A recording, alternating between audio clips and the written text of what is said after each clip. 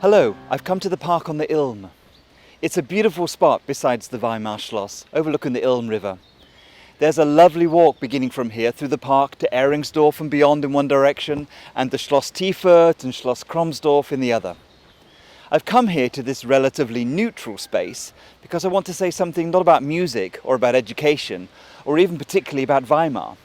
I need to say something about my own inquiry, about the methodology I intend to use. I recognise that matters of method are not of particular concern to everyone. If such things are not of great interest, I suggest skipping this episode and moving on to the next, where I'll be going inside the Wittemspalais and considering the role of Weimar society in the city's intellectual heritage. But for those more academically minded who are interested in matters of methodology, I must say before going any further that the intent is not to follow any particular approach strictly. I'll sometimes lean towards an analytical methodology of conceptual analysis and reductive explanations, and sometimes towards a more hermeneutic approach focused upon an interpretation of perspectives and descriptions, and adjusting the balance as seems appropriate. This seems more in line with the free-thinking heritage of Weimar anyhow.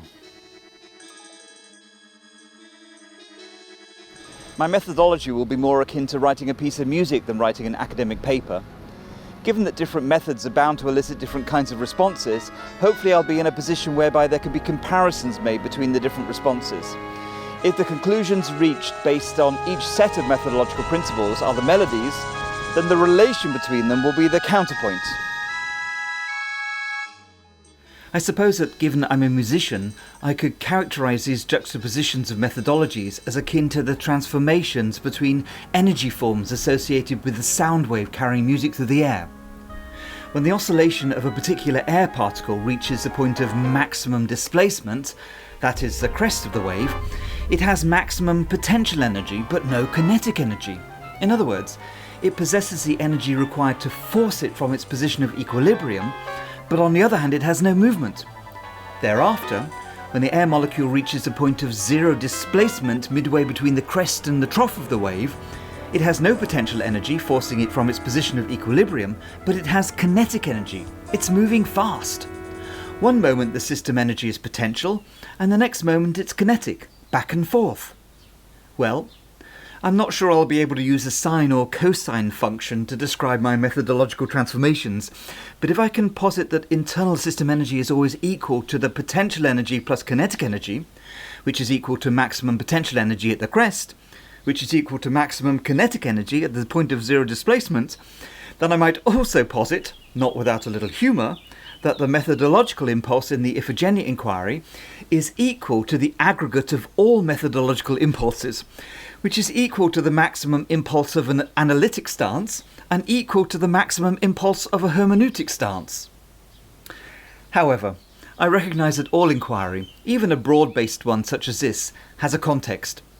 It's said by the hermeneutic tradition that there is no view from nowhere, even for mathematicians and logicians, and so I should reveal my intended starting point.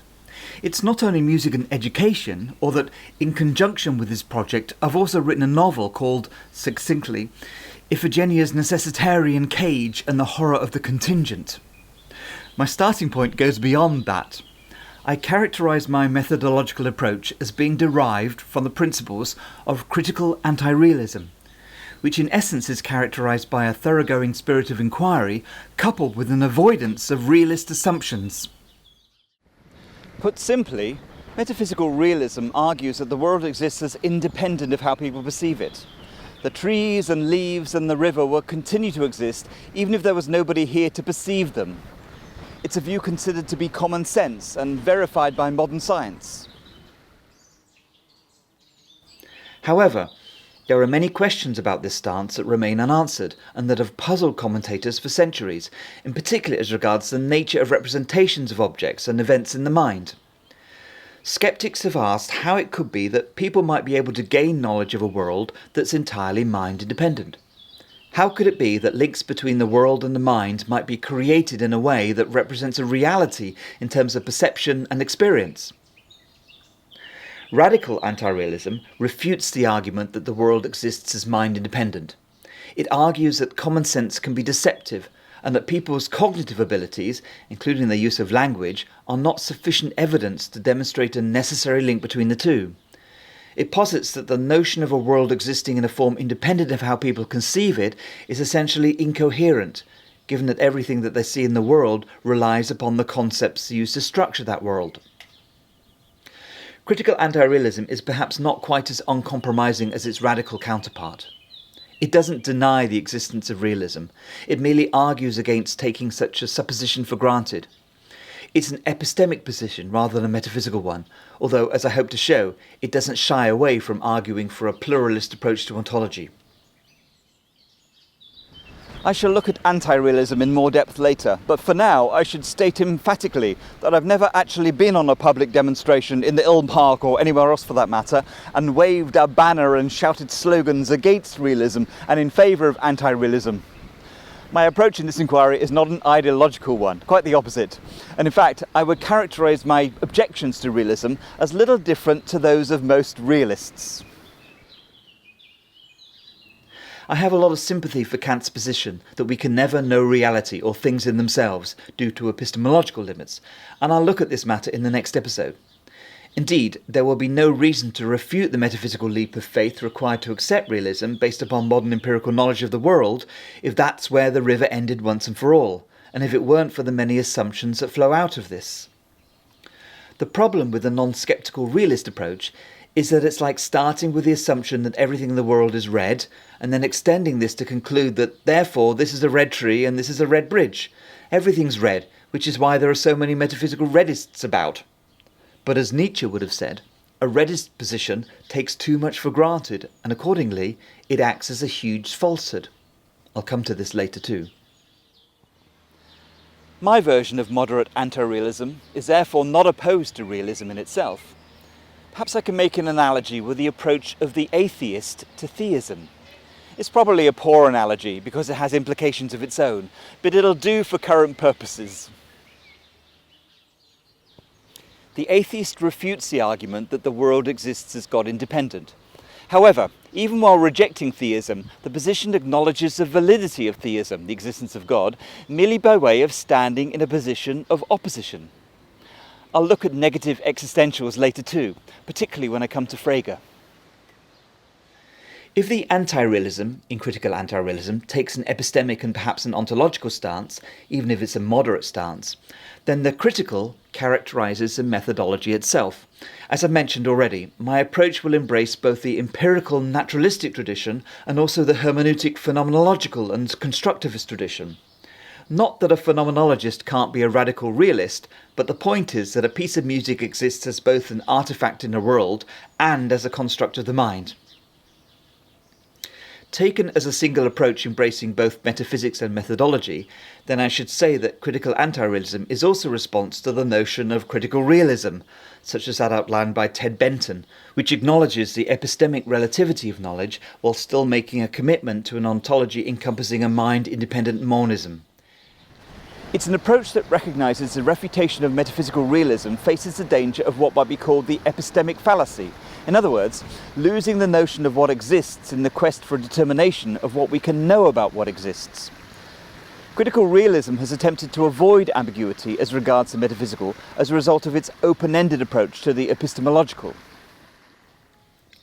It's important to recognise that one of the goals of naturalism has been to overcome the tendency among both realists and anti-realists to establish a multiplicity of existential domains, such as Cartesian dualism does. However, the social sciences were never going to be able to sustain the monistic principles, setting aside the heroes committed to critical realism. Thus the world became divided between the categorical naturalism of positivism on one side of the bridge, insisting there's only one side of the river anyhow, and the descriptive anti-naturalism of hermeneutics on the other side, not quite sure if the river is in fact a river or not. My review of the last 2 centuries and beyond will show this gulf has been evident nowhere more emphatically than in the different approaches taken to the mind-body problem, which, given the role of idealism in the intellectual heritage of Weimar, will take centre stage in this inquiry. It's a lingering divide between contradictory methodologies that makes the critical anti-realist approach so crucial to what I'm trying to achieve. It'll enable me to approach disparate disciplines in an open and indeterminate manner, whereby the choice of foundation or axiomatic grounding can vary according to the object of study. Ethnographic and quantitative approaches might be equally valid depending on the nature of the immediate objective, and I'll need to cater for both. Critical anti-realism chooses its method according to the context of research, but it must always encompass a full range of methods. It must include both the possibility and the impossibility of realism. In considering the human condition, it must encompass both social constructivism and the biochemistry of physiology simultaneously. It's therefore a form of methodological pluralism, straddling and including both the natural and social sciences, which represents the same ontological stance I suggested earlier. I'm a musician, and I need to stand on both sides of the river pertaining to my own discipline. Music is the realm of instruments and voices and the physical attributes of sound. But it's also the domain of aesthetics and cultural conventions, of human values and identity, and sometimes of visions and ecstatic states. Music proficiency is itself attributable to both nature and nurture, to inherited traits that have conferred fitness in processes of natural selection, and to matters of social upbringing and associated cultural values. The latter is always going to be indeterminate because of the indeterminate causal features, none of which exist in isolation or can be established artificially as closed systems or justified as universal conditions. But investigations into the former by cognitive science are seemingly no less complex. If I was to privilege one methodological approach above another, irrespective of context, my choice would be a matter of random values, prejudices. On the other hand, I recognise that a willingness to switch methodological stance is also a matter of values. I'm valuing that values shouldn't be taken for granted, including the value that values shouldn't be taken for granted.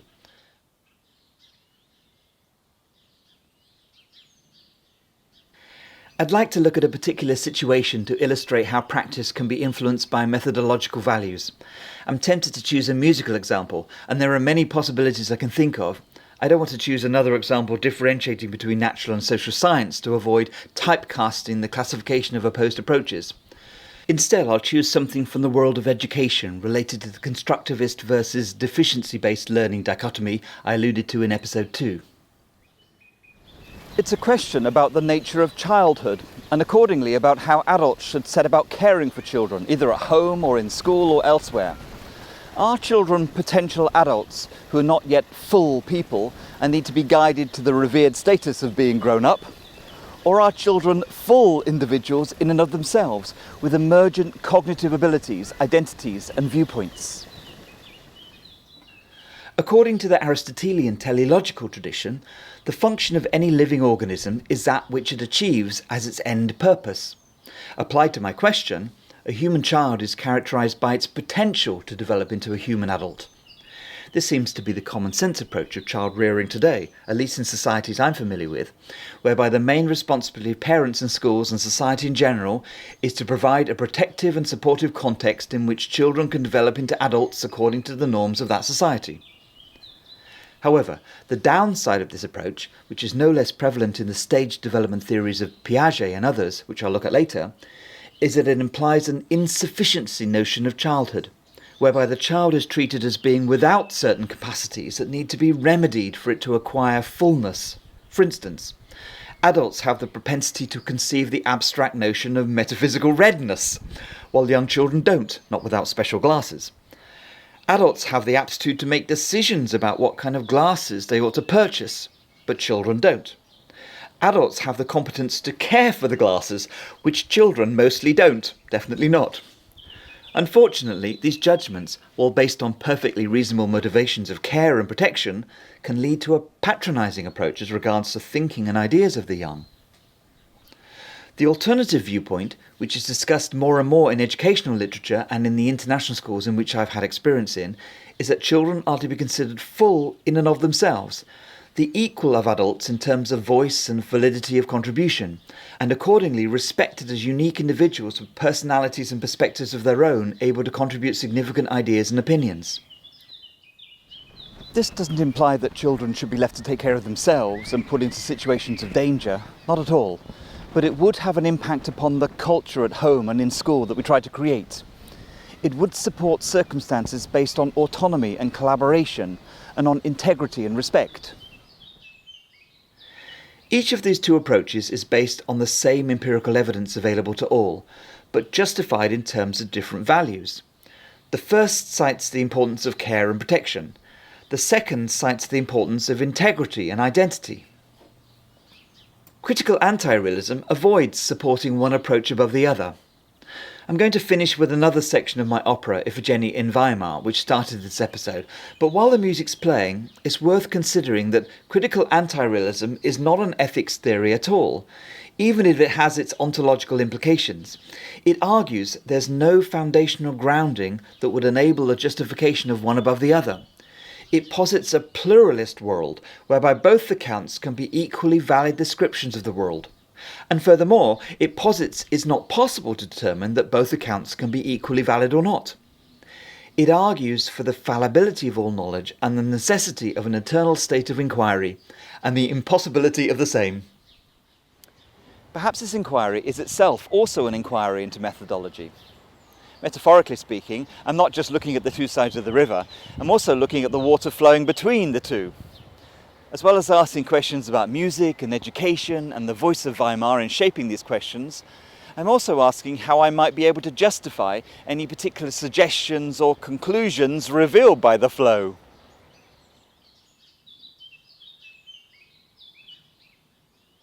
Before I finish, I also want to say a few words about academic honesty. My school is committed to upholding the principle of academic honesty in all aspects of its work, and I am too in this inquiry. However, I must acknowledge it's a principle that has complications in practice. If I say that the city of Rostock is in the far north of Germany, despite the fact I've never been there, then I'm referencing shared knowledge. In this case, I don't need to quote the source of this information because it's in the public domain. However, the abstract entity of a public domain manifests itself in different contexts. If a group of middle school students at the international school are discussing or writing about the theory of relativity, they should probably reference their source. However, if the discussion involves a group of university physicists, then the principles of the theory are shared knowledge. A reference would only be needed in the case of original work pertaining to the theory. Given that this inquiry is aimed at a mixed audience, the boundaries of shared knowledge and the public domain are not clear.